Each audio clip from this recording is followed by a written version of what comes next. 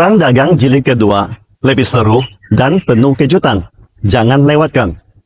Dalam waktu kurang dari 2 bulan, Donald Trump akan mulai menjabat sebagai presiden baru AS lagi, yaitu pada tanggal 20 Januari 2025 mendatang.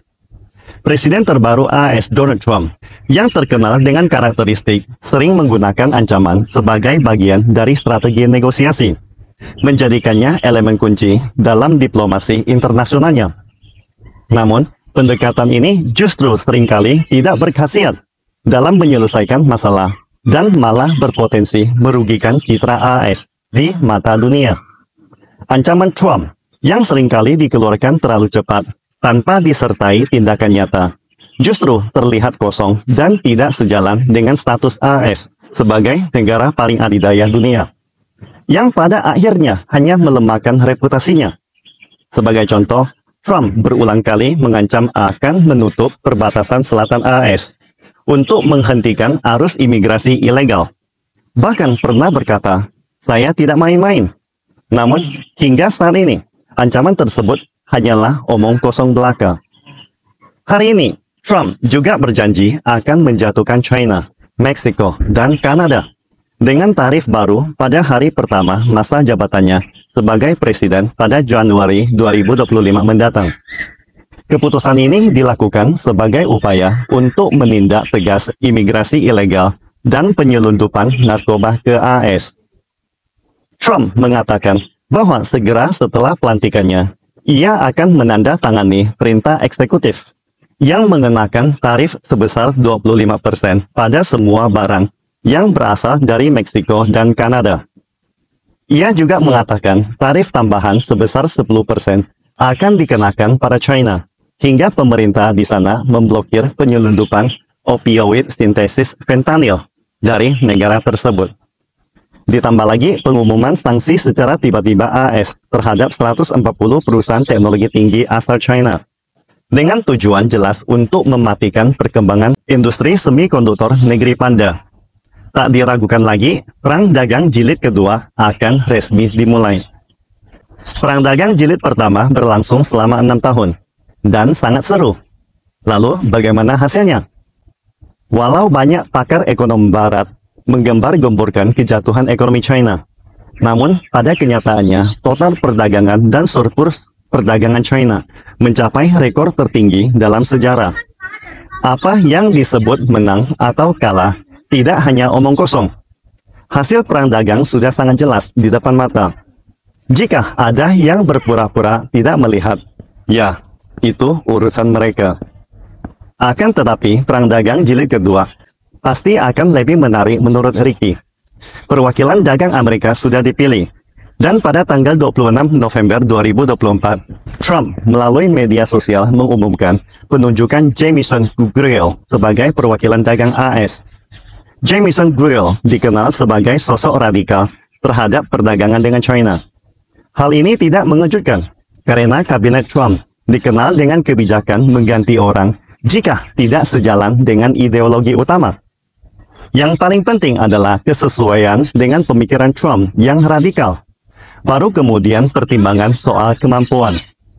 Terus terang, Ricky cukup optimis dengan tren ini, karena AS yang senantiasa berusaha mengubah dan menyerang sistem China. Namun secara perlahan AS sendiri malah menuju sistem yang semakin tertutup mirip dengan Korea Utara.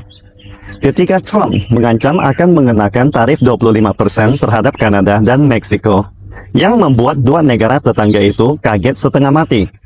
Perdana Menteri Kanada Justin Trudeau langsung pucat menelpon Trump selama 2 jam. Presiden Meksiko langsung menyerah sambil mengatakan, "Kami bukan pintu belakang produk China menuju AS." Namun langsung dihantam dengan keputusan yang sangat mengejutkan. Dan sampai sekarang, mereka masih kebingungan. Kanada dan Meksiko tahu, mereka hanyalah boneka yang sangat bergantung pada AS. Mereka sangat paham siapa yang sebenarnya menjadi bos mereka. Trump sebenarnya tidak benar-benar berniat menyulitkan dua negara tetangga ini.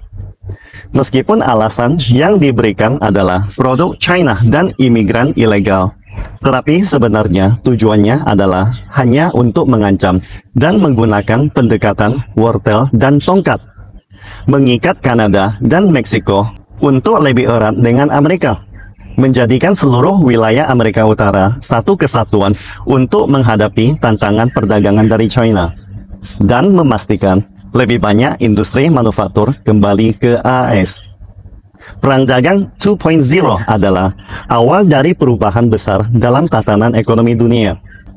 Pepatah tua sering mengatakan tidak ada yang baru di bawah matahari. Karena saat ini banyak peristiwa yang bisa ditemukan jejaknya dalam sejarah. Kali ini hanyalah putaran yang baru dimulai lagi.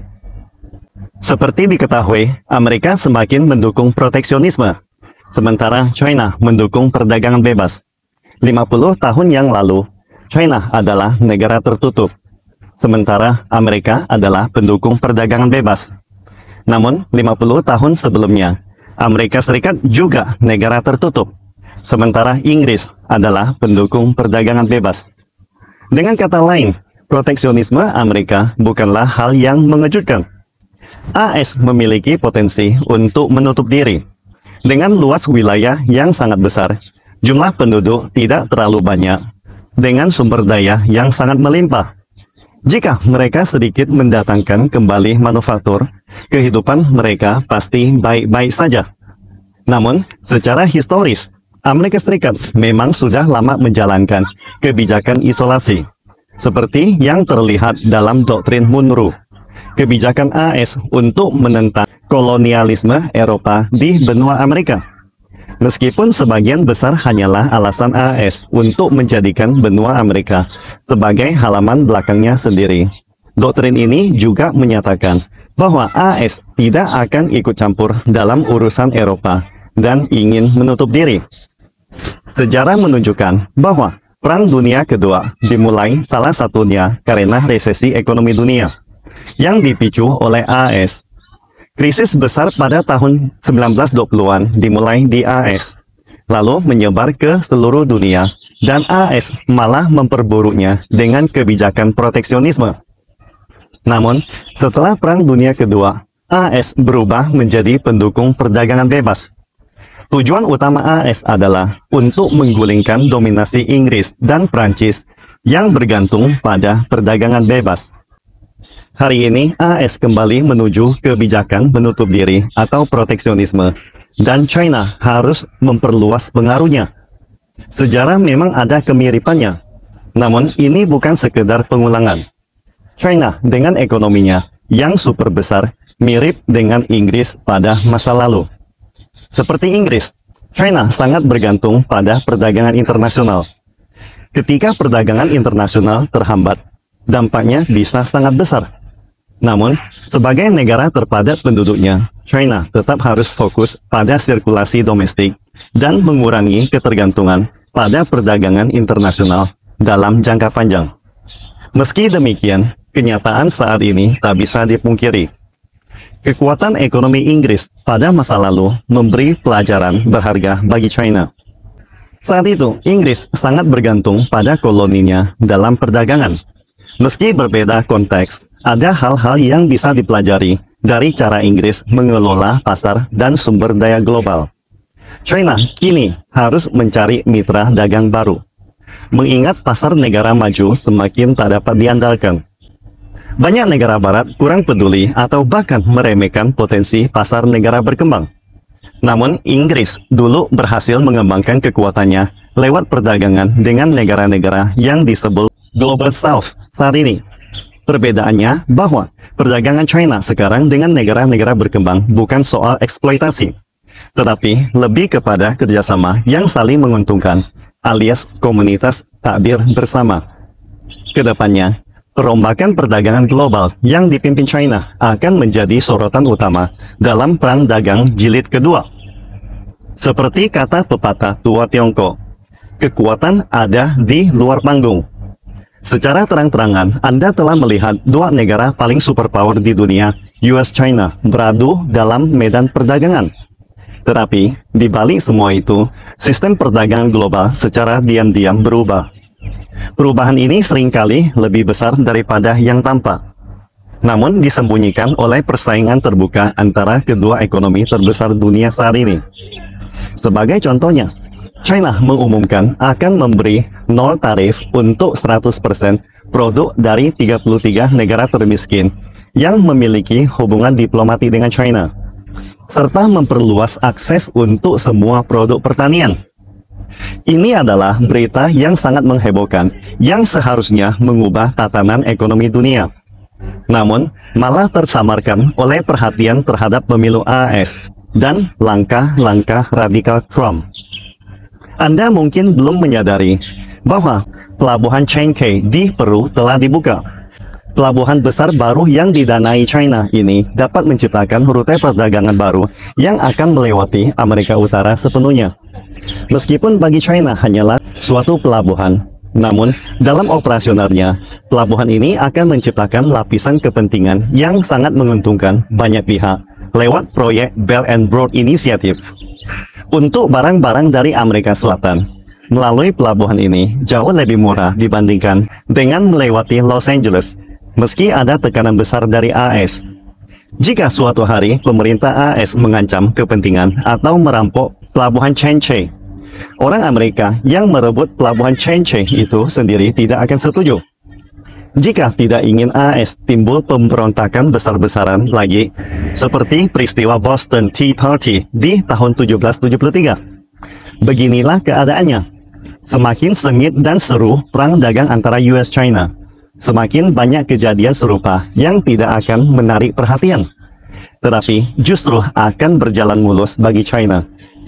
Saat Trump menyadari apa yang terjadi, baru mereka akan berkata, "Sialan, kena jebakan lagi." Sampai akhirnya perang dagang jilid kedua juga berakhir dengan kekalahan di pihak AS.